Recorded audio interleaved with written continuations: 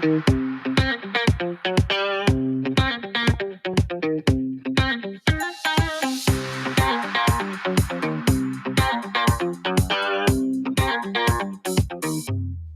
it's Keith Keller, Melbourne, Australia. And today we're going to have a lot of fun talking about podcasting. I've been cleaning up the office and I found an article from 2006 and it had my MySpace signature in the email. And I'm thinking, wow, things have changed. We're going to talk a lot about all the ways podcasting has changed. It's going to be a great, great show. I've loosely called the show Podcasting for Beginners. If you have any questions that you want to know about, then please put those in the chat. As you know, I do 3 shows a week now, so please come and enjoy those at Where is Keith Today. But the 4 questions we're going to ask in amongst a sort of a history lesson on podcasting, because I've been doing it a bloody long time, is how do you record your podcast? And how do you edit it? And then where do you put it? Where do you upload it to? And then the big one, how do you market it? How do you promote it? So we are using Restream in the audio only format. And I know I'm getting a little bit of bullshit about that, but I am going to pioneer the audio only look. This is what Restream does, and it's glorious. And I think Restream does this the best of all of the available choices, but I'm a bit biased. I love it. So we're going to start the show today with the premise that it is a beginner's sort of look at podcasting.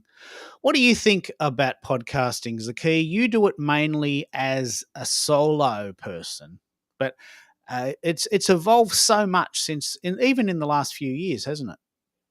Absolutely. So I enjoy podcasting. There's no need to have makeup on, and you can really speak your thoughts out. I run 3 podcasts.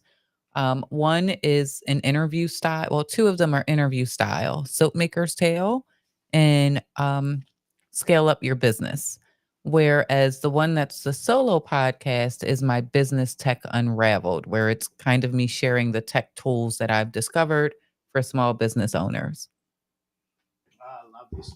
And how have you noticed, in a techie way, that podcasts have changed just in the time that you've been doing them? Have they evolved already, or have you just sort of started? I've just sort of started, but I would say I've paid attention to it. I just haven't dove into it as much as I have over the past 3 years. And I just think that the tools are making it so easy for people to get their content out there, from the recording, the editing, the publishing, and the promotion. And now with the advent of AI, it just makes it the barrier to entry is so small and so low, but there's still that whole phenomena of pod fade. You have this great idea, but can you be consistent and have it going on? Ooh, let's talk about Podfade. This is the thing. Just Google it, and whatever, use whatever AI tool you're now using. If Google is not your go-to resource, Podfade is a phrase that we use when someone says, "You know what? I've got this really cool idea. I'm going to record a podcast on the way home from work every day along the beach. You can't see the beach, but I can, and I'm so inspired. And I'm going to do it every day for a year." Well, good on you. Let's see how long you last. After 10 days, someone says, "Oh, this is hard work. There's traffic and, I couldn't concentrate and I had a terrible day at work and I couldn't be bothered. I might have a rest." All right, have a rest. Let's see how long you take to come back. "Oh, I think I'm over it now." What, you did 7. Okay. Yeah, well, that's common. Podfade. Start with a good idea, just don't keep going. Everyone has had this problem, unless you're very, very, very clever. Have you ever had a podcast, Richard, or do you know people that have a podcast? And how do you do it? And what type of podcast do you like? The way that I'm doing, like I consider the Rocker brand that I'm doing with Kenyatta as a podcast, right? Because it's pretty much the same format. The way that I'm doing is we decided to choose a kind of a panel series, right? with as a panel series, I usually invite like 6 or 7 people to the panel, already thinking about, um, people who might not come, as you know, right? Because some people just don't come. And then I invite some folks. I usually try to invite people that I don't know, because people that I know, I already engage in different channels, right? Such as Go Brunch or here on LinkedIn in different ways. And I try to reach out to people that I say, hey, this person here sounds like a cool person. I'll invite to the show, right? And then I pick a specific topic, and then I invite the folks, and I try to get a little bit professional. Like, I created a sort of a PDF on Canva, right? And has all the instructions, how you can join, right? Especially because we are doing this in Go Branch, right? And there are many, many instructions with videos and, you know, um, best practices. And it shows like the agenda. It shows how big this show is, right? In not because it's big, but but I have to show the relevance, right, for people to give the importance or to it, right, for them to consider this as an important thing for them to attend. And yeah, and then during the show, we typically record the show, and I'm still not repurposing the content, but I have plans for doing that.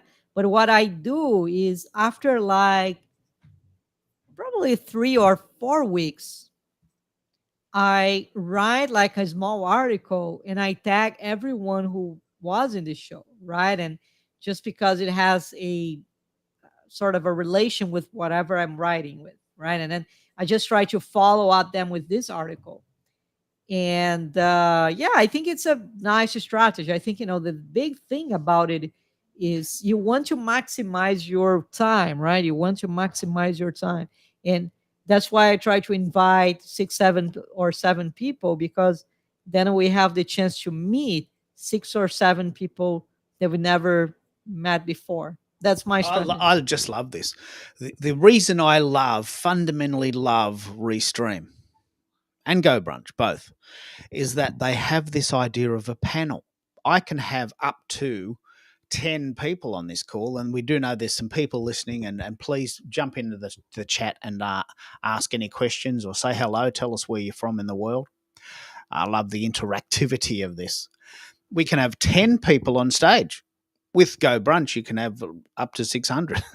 And my rooms typically have 5 in a panel and 25 in the room. It's a different format. I'll put some pictures up of this in a minute.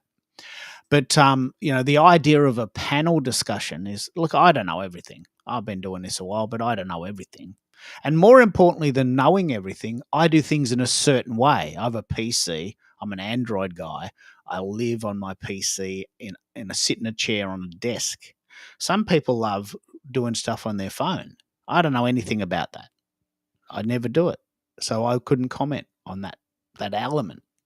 So it's great to have a panel discussion about how do we do it. And I think we could start, because I've created a series of slides specifically for this.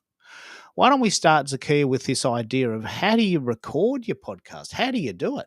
Whether it's a video podcast or an audio, how do you do it, Zakia? I'd love to hear your technique. So typically I'll record straight to my Rodecaster Pro 2. There's a memory card in there. It has the microphone attached, so the sound is good. But I will say, when I first started, I was recording right into my phone.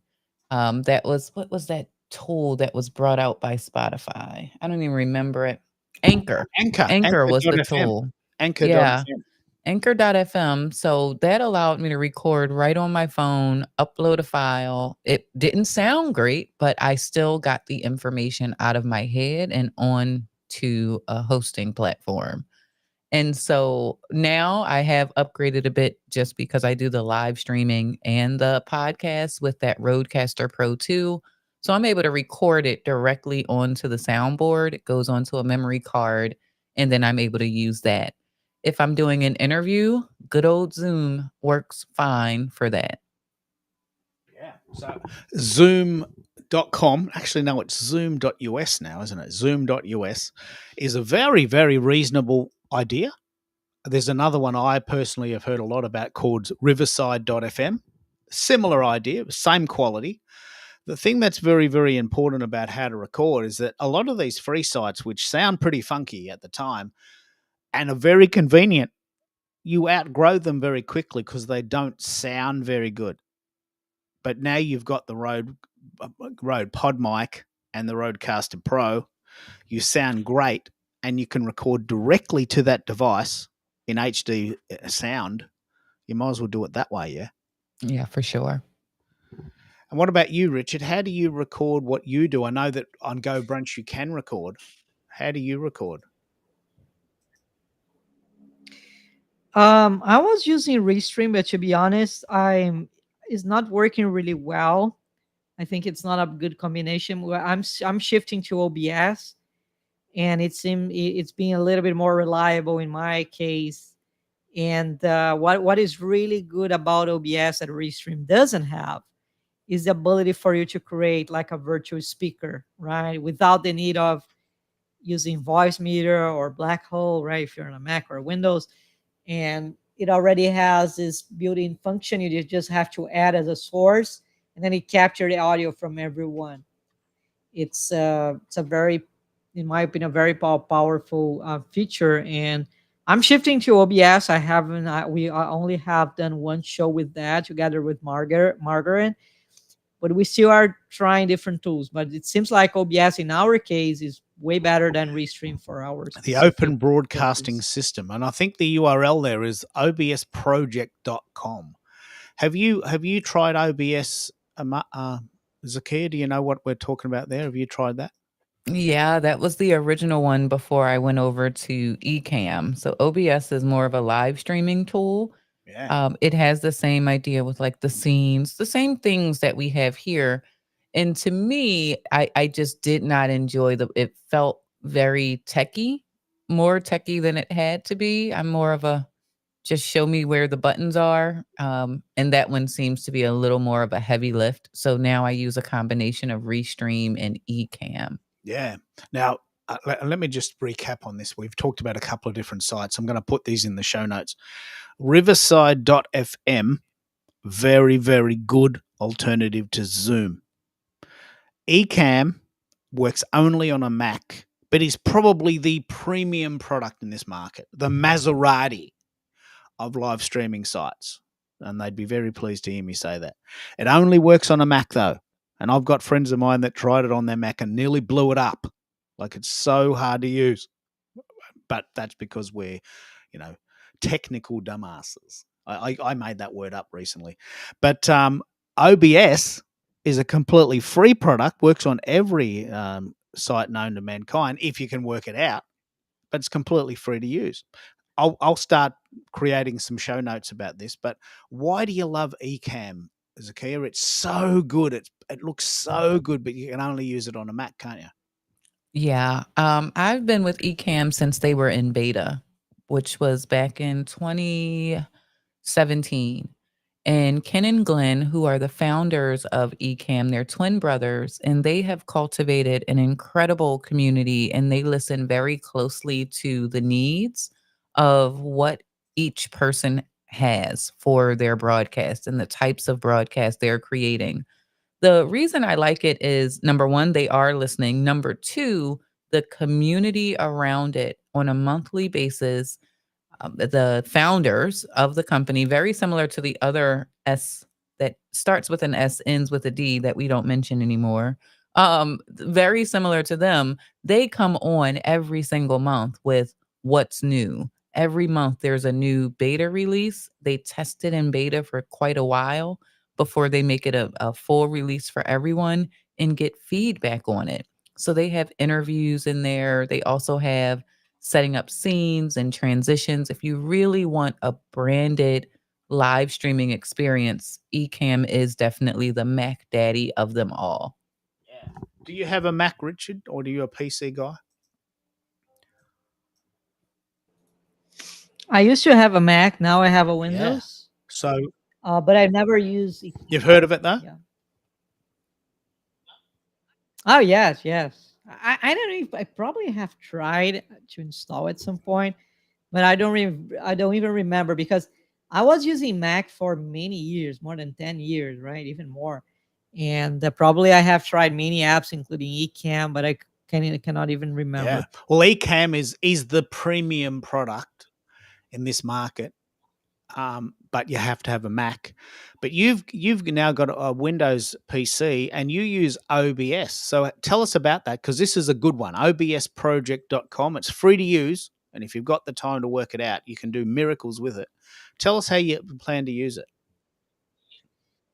Yeah, what happened is that OBS is a kind of an abstraction of everything, right? That's why it's not very friendly because it's not like, click on this button and start something. You have to kind of customize everything. And, for people who want something more custom, is a very good fit. In my case, there are some particular features that I found very useful. The first one is the virtual speaker, right? Virtual speaker, it's very important because it captures the audio from everyone in your computer, like every audio, music or voices, right? That's very powerful. And before, we are trying to achieve that using Voicemeeter on Windows or Black Hole on Mac. But it's I don't know, I wasn't enjoying much like the experience, to be honest. I have Voicemeeter here, I use on my Windows, but sometimes it just stopped working, right? And we don't know exactly why. That's why, the OBS having this feature built in really makes the difference. That's number one. I think number two is like it's an app instead of a browser. And because it's an app, I feel it's a little bit more resilient than, Restream. I don't know why, but in my case with Margaret, Restream was hanging all the time. She's, oh, okay, now the show is over, right? I don't know why it's hanging. Maybe because we are in different tabs, or maybe because it was too overloaded with stuff. And with OBS, I feel it's a little bit more, trustworthy in this sense. These are pretty much, I think, the Can two I main just can I just pick up on reasons that? why I started to use Can I just pick OBS. up on that? I'm going to come back to Ecamm in a Mhm. minute, but Restream versus OBS. This is a very important point. I use Restream, which is an in the cloud solution, which means it's not on my desktop. And for me, it works okay, but it's a bit laggy and it depends on my internet speed. Are you saying that with OBS, you don't have those problems? Um, I don't know if there's any difference with the lags. To be honest, I think the difference is if you are, I'm not using this kind of layout here. I'm sharing a screen from GoBrunch. And what I was noticing is that many times, I don't know why, but Restream was hanging, right? I don't know if because the tab wasn't active or whatever was happening, right? And then, Restream was just hanging and ending the stream. And what happens on LinkedIn, you probably know that, but you can only reconnect with the stream if it's within the first hour after they started of the stream, right? And then if it already has passed, I don't know, 1 hour and a half, you cannot use the same stream link anymore. And then you have to start over with a new link, which is, super frustrating because already people are already connected to it, right? And that's one of the kind of problems that I'm trying to figure out with OBS, which that seems a little bit more stable. However, the main drawback that I see with OBS, that with Restream is way more straightforward, is that you have to connect with LinkedIn using that live page that not everyone is aware of. LinkedIn has a live page, which I can take the name here in a minute, but it's a completely different page where you have to select what kind of service you want to use from LinkedIn to generate like an endpoint, and then you copy like the streaming link, the secret key, and then you have to connect with OBS, right? I have tried with Restream using RMTP instead of directly with LinkedIn, right? Which is, in my opinion, a little bit better. But yeah, these are a few experiences that I could share. And I mean, I know you tried very hard to make that sound easy, but this stuff can be quite difficult. So we've talked at great length now about how do we record the podcast. Some of us use Ecamm on a Mac, some of us use a Restream, some of us use OBS, and we can use Riverside if we just want the audio, and we can use Zoom. And there's millions of ways to do this. And please contact us if you want more information about that. You can DM me directly, or this will be a replay, and you can make some comments. Please make some comments if you've got that facility. But what I'd really love to talk about in two capacities is how do you edit the podcast, and in a subplot of that is how do you repurpose it. Now you are the queen of repurposing. Okay, tell us how you edit a live stream after you've done it so that it can be sort of reused in other ways. This is where the transcripts and AI come into play. I do not do any of that manually. So the tool that I mentioned previously was Treble.fm. It will allow me to edit my video or audio like a word processor. And so I load it up there. But see, I'm not worried about normalizing audio and all of those really technical audio things that people do for their podcast. I need it to sound good, add intro and outro music, and get rid of my plethora of ums and ahs that show up when I am just riffing off the top of my head and not going from a script. So I'll use Treble.fm to load that file and do my editing, and then I'm able to export an MP3. When do you send it to? I use Hubhopper as my hosting platform. It was a lifetime deal, and then it sends it out to Spotify, Amazon Music, Apple iTunes, and my YouTube channel. Yeah, okay. So we'll come back to this in a minute with the uploading, because one of the challenges is you've got a really cool podcast and you want to put it on the most amount of places. You can do that manually, of course, but you find a service that has this facility, and then they do it for you. This is good. We'll come back to that. That's part 3. But how do you edit? Richard, do you have someone doing your editing, or do you do it yourself? How do you repurpose this stuff? Specifically for the Rock Your Brand, the only way that I have been editing is using the LinkedIn tool. Right? There's a very simple tool that you can just crop some parts of it, and then you just reduce like the beginning, you can reduce the end, and then you click on crop or something, or trim, I don't even remember, and then it does for you, right? That's the only thing that I'm doing. In addition to that, because the previous editions I was doing on Restream, I was able to record. One of them I lost a recording because Restream has like a duration, right? And I don't know if after 2 weeks they delete if you don't download. Yeah, I and think it's a forgot month. to I think it's download. 30 days. 30 days. Yeah, I lost it, right? But the second one I was able to download. And for this one that I downloaded, to be honest, I haven't repurposed yet, but I have plans for getting, transcription and getting some ideas for my article. I'm not planning to upload as audio podcast yet, but it might. Yeah, I think what Zaki is mentioning is actually a cool idea, right? You can just share as an audio, or you can just repurpose on YouTube. I don't know. I just feel like I need to kind of make it a little bit better before doing that. But I'm pretty sure that I can repurpose the text of it somehow. Yeah. Can we pick up on this idea of transcripts? I still haven't got my head around how to do this yet. How do you do your transcripts? Let me just take a step back. We're talking now about how to edit your podcast. The fundamental way to do this in a time efficient way is to get a transcript of the session with a timestamp, transcript and timestamp. Try saying that really fast. And then once you've got that, that's the essence. That's like the cookbook.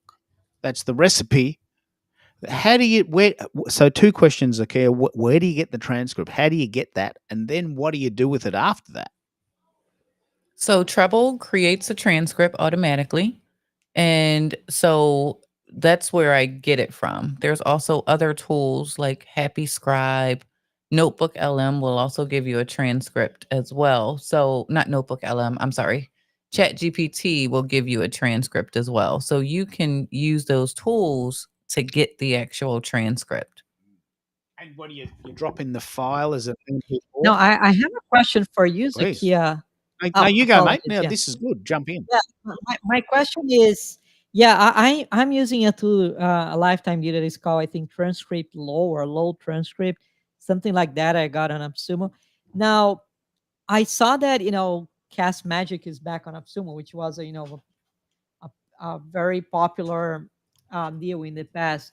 What do you think they do different from Treble FM or any of these, or Transcript Low or even ChatGPT, in order to generate a different output in terms of repurpose? So, two different use 'Cause- cases. Treble is really meant for you to be able to edit your audio, whereas Cast Magic, on the other hand, what that is doing is it's grabbing what you've created and it has a ton of pre built prompts to create things like your newsletter, your email, your social media post. You can ask it questions, a thank you letter to your guest. That's all pre built. And what is the difference between doing that with ChatGPT? It's just Um, pre-built. It's for so the primary difference is you don't have to think of those prompts. It's all pre-built. So it's the lazy man's way of getting that content consistently from every single podcast or piece of content that you load into Cast Magic.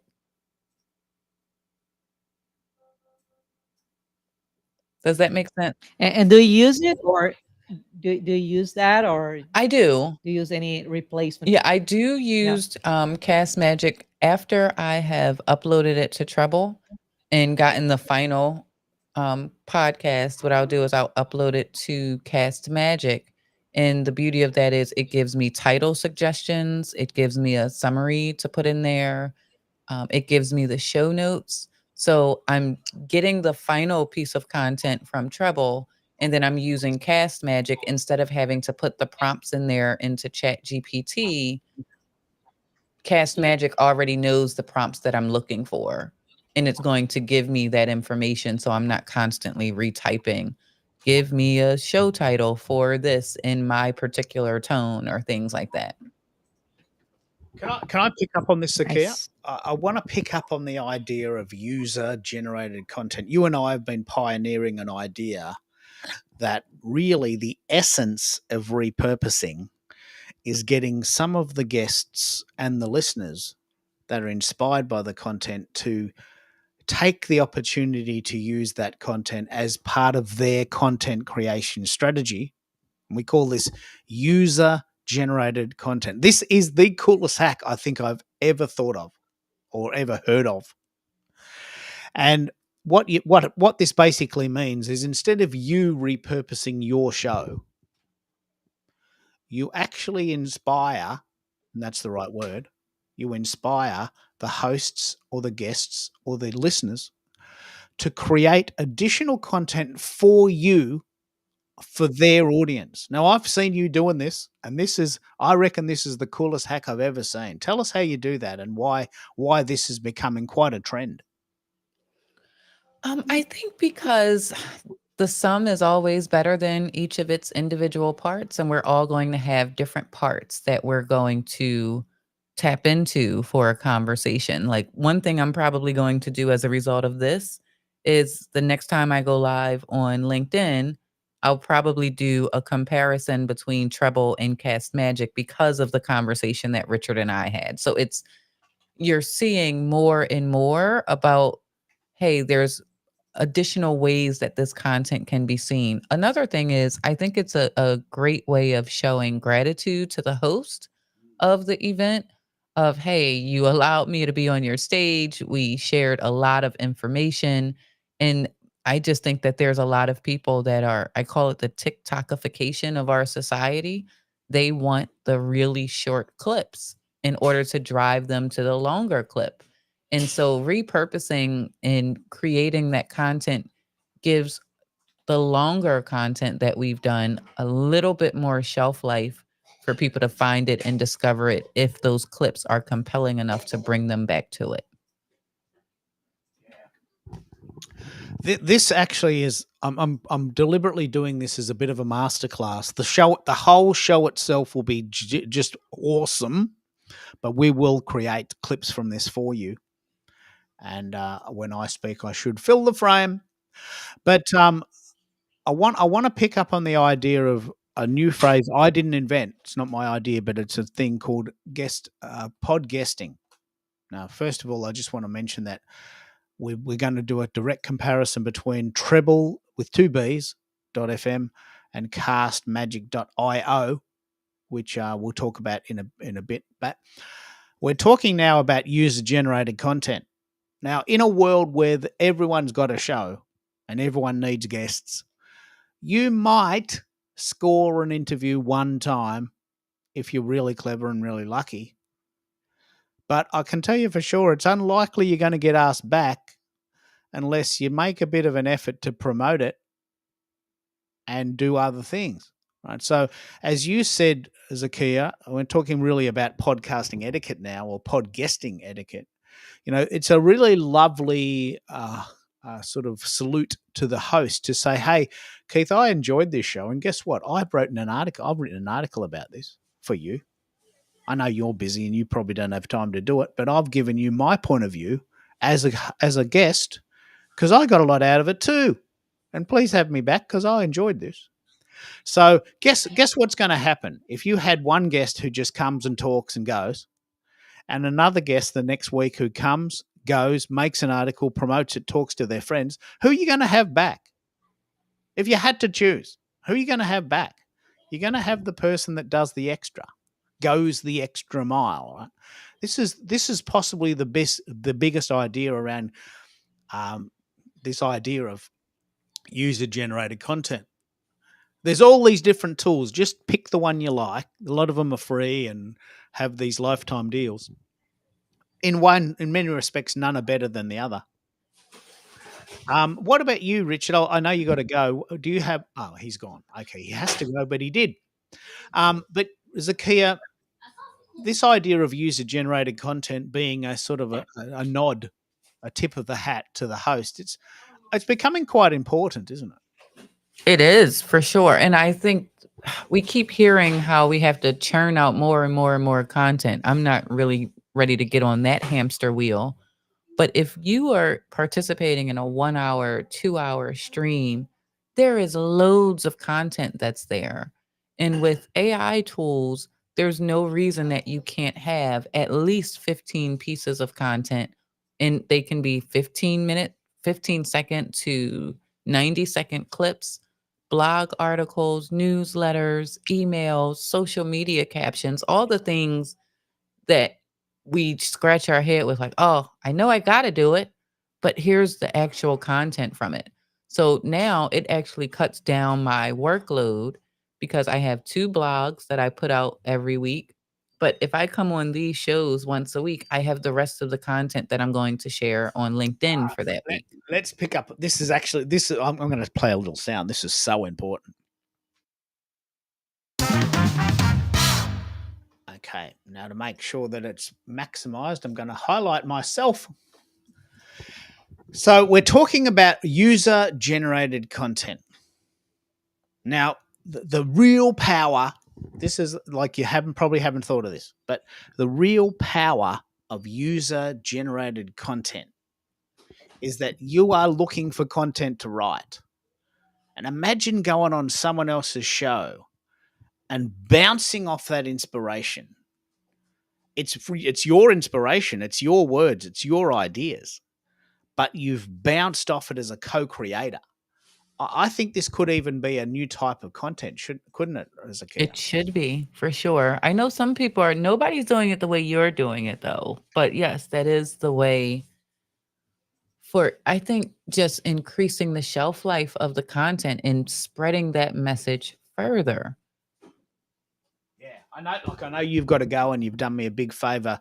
We had a few technical problems, and the original slotted guest didn't arrive, and I still actually don't understand what happened there. But we briefly alluded to uploading your podcast. What tech are you using for that? So that one I'm using Hubhopper. That's the one I love for uploading my podcast. And that's because they have dynamic ad insertion. So when I have sponsors for the podcast, I can set the exact amount of time that ad should be running. And typically I'll do a 1 month run for those ads. So it allows me to dynamically insert those ads at the beginning, the middle, or at a specific moment in the podcast, and it'll go into all of my episodes for that time period. So that's what I use, and it distributes it to all of my selected platforms. Oh, brilliant. It's brilliant. Hubhopper.com. And I'm guessing they've probably got a monthly fee and a free version. Let me just check. Yeah, there is a free version and the $12 a month for the whole shebang. Now, Yeah. one last thought, and we can finish on this one. How do you promote your podcast? What do you do to promote the podcast being on as a live event, and how do you promote it afterwards? So I don't do live podcasts, so it's always after it's been loaded. And so with that, I'll just do short clips or audiograms and share those out on LinkedIn, typically Facebook, and then I also send out a newsletter to my subscribers that a new episode has dropped. Yeah, let's pick up on this. The idea of a newsletter.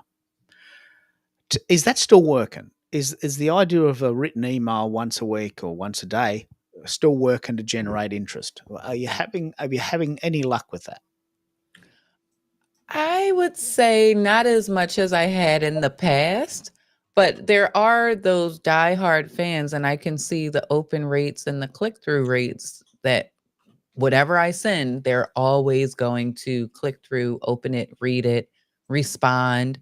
I have an Ask Zakia page on my website, which makes it a two-way conversation. So whenever there is a podcast episode or a blog or a live stream, they're able to submit a question or give me feedback. And that gives them, again, user generated content. They weren't on the live episode, but because they've submitted that question, they then show up in a later episode where I'm answering their question. So yeah. I love that. I love that. Actually, having a part two where people ask things. So this was a little bit of an ad hoc version of events, and it's probably only just going to go an hour, maybe less. But we've covered a lot of ground. The show was called because we're ending it now, Podcasting for Beginners. We talked about how to record your podcast, how to edit your podcast, how to upload your podcast, and how to promote your podcast. So please have a look at those replays and the shorts that will come from it. How can people find you, Zakia, and what's the best way to get a hold of you? So 2 places. If you are on LinkedIn, of course, look me up by my name, Zakia Ringgold, or you can find me on the web by going to businesstechlab.com. I blog a lot about tech tools and then all of the services that we offer for small businesses. Brilliant, brilliant. So we're going to wrap it up. I'm noticing the shows are becoming smaller and smaller because a lot of people are having trouble finding the shows. I'm still researching why this is happening.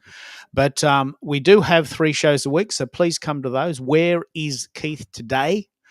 I do lots and lots of shows, and there's actually now shows on LinkedIn and YouTube for those. So I'm going to go and get on with my day, and I really want to thank Zakia for coming on. I'll play a little bit of music, and I'll just run through some of the slides we talked about. And we do have another show tomorrow, as normal. That one will be talking about immersive events, this trend now towards online events to save us time in traveling, and it's just much more efficient. So I'm going to go and do my thing, and we'll see you on the flip side. See you later.